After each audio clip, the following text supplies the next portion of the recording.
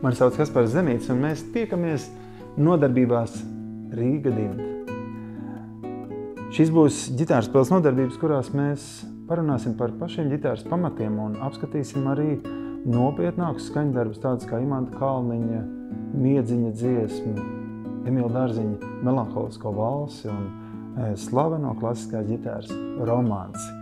Parunāsim mazliet par maniem ģitārspēles stiliem, domāšanas paņēmieniem, par to, kā izveidot skaisti mūziku uz ģitāras un piešķirt šai muzikai arī jūsu individuālu šarmu.